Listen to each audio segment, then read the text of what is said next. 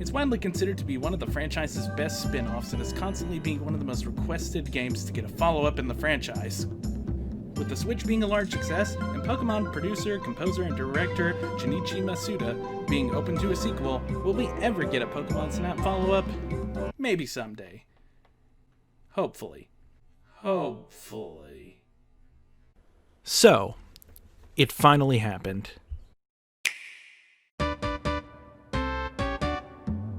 Back in early 2019, I made a video on Pokemon Snap where I talked about the gameplay, its mechanics, and also the reason why I personally believe it to be one of, if not the absolute best Pokemon spin-off game ever made.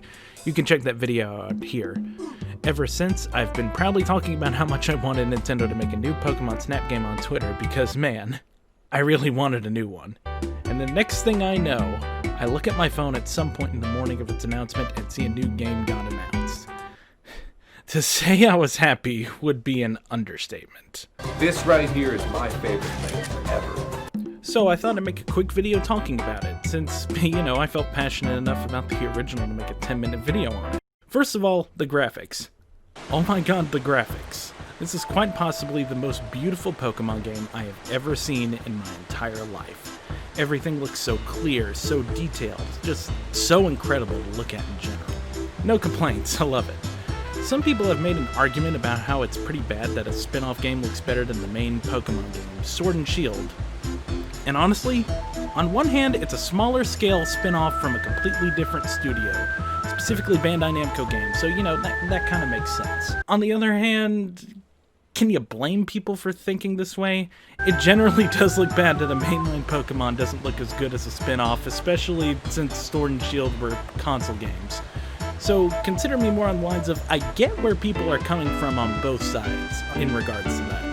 Pokemon interactions are great, not much to talk about in regards to that. They successfully made the game look as alive as it did on the N64 game, if not more so. And if you remember my Pokemon Snap video, the Pokemon being more alive is like the #1 thing I loved the original for. So yeah, it's great, I love it. I saw a tweet at some point where someone saw around 50 Pokemon were in the trailer alone, and there's like 63 in the original game. So that gives me hope we're going to see that number at least doubled. They definitely have more Pokemon to pick from since it's been like 7 generations since they made a Snap game, so I'm hoping this gives us more locales and Pokemon to see from all over the world.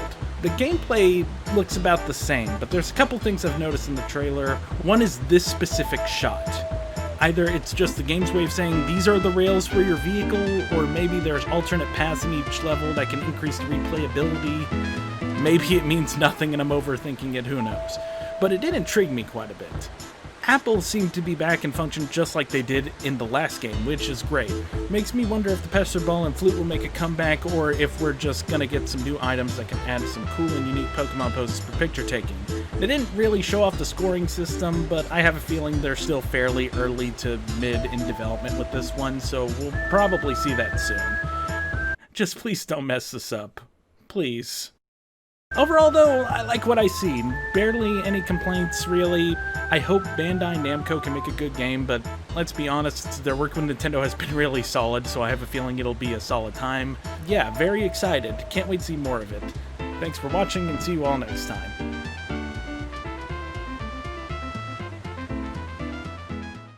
I stay awake, not sleeping, because I'm thinking about this.